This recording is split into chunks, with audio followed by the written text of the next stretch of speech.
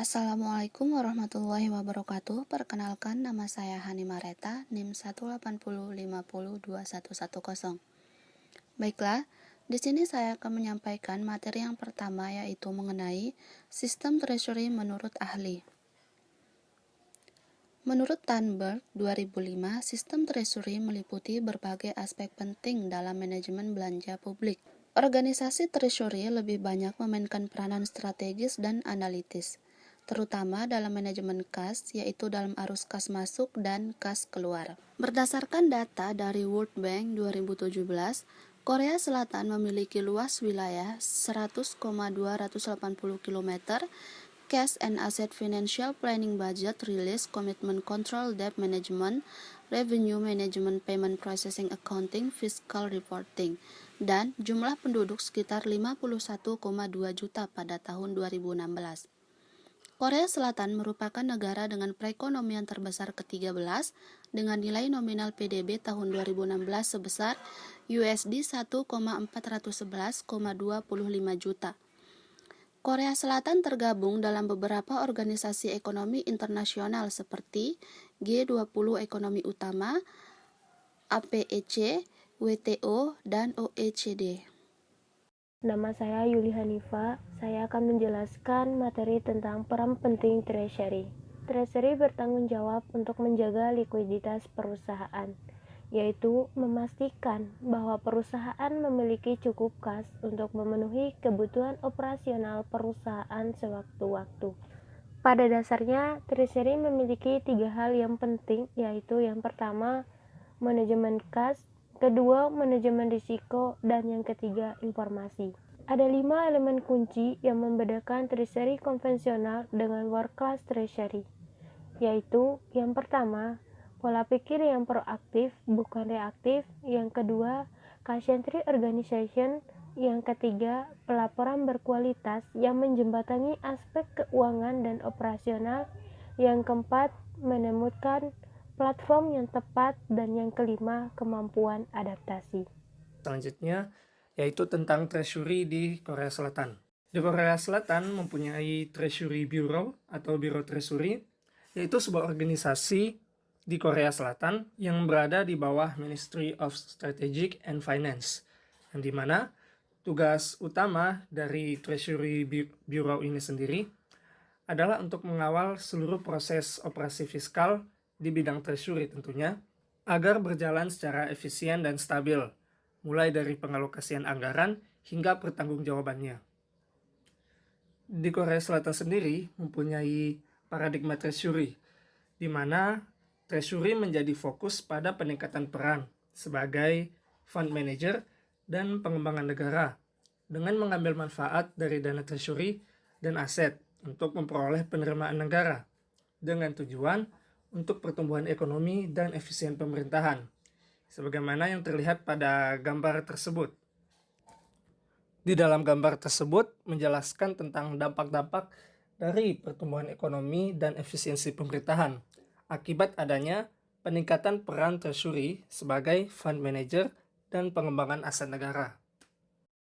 Kita mengambil resitualisasi pasar Korea Treasury of Bond atau dalam kurung KTB sebagai salah satu bidang agar Treasury Bureau menjalankan perannya di sini, yang dimana peran tersebut adalah untuk membangun dan mengimplementasikan kebijakan demi meningkatkan peran KTB sebagai acuan dan pengembangan pasar uang pemerintah.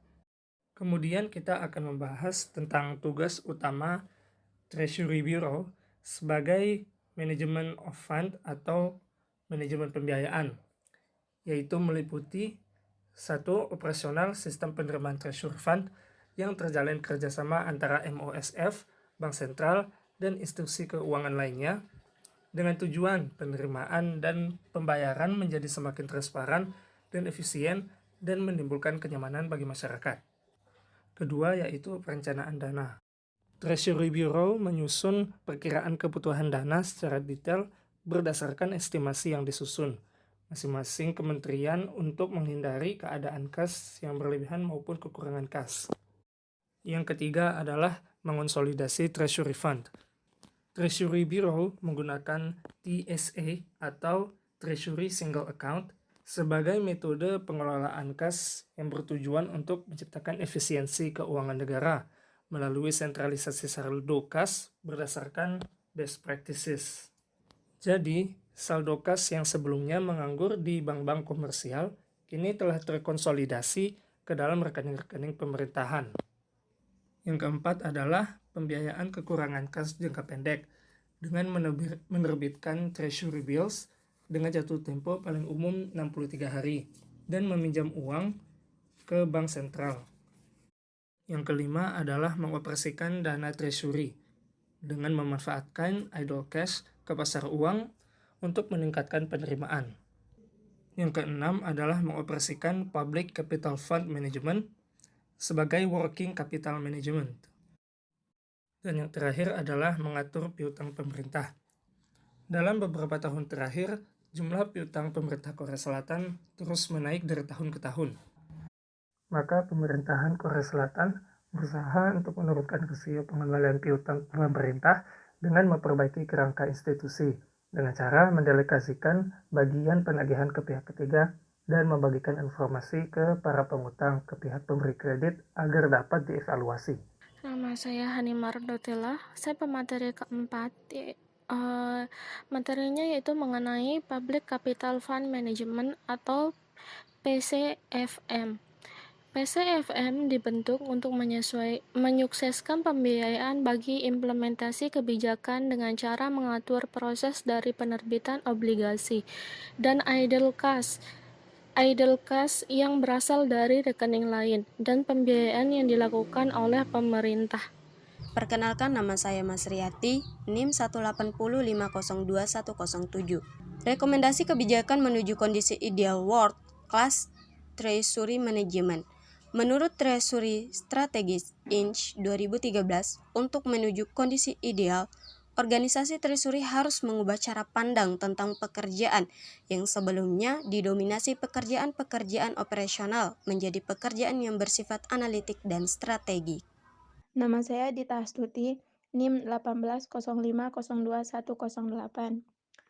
Saya akan melanjutkan materi yang sebelumnya, yakni tentang Sistem Informasi Kredit Program SIKP. Terdapat beberapa rekomendasi kebijakan peningkatan SIKP antara lain yaitu: pertama, perlunya dilakukan rating atau pemeringkatan dalam model KUR rating bagi customer KUR yang potensial. Yang kedua, SIKP perlu menyediakan informasi UMKM ke publik dan juga para pemangku kepentingan di sektor swasta melalui suatu sistem manajemen UMKM yang terintegrasi.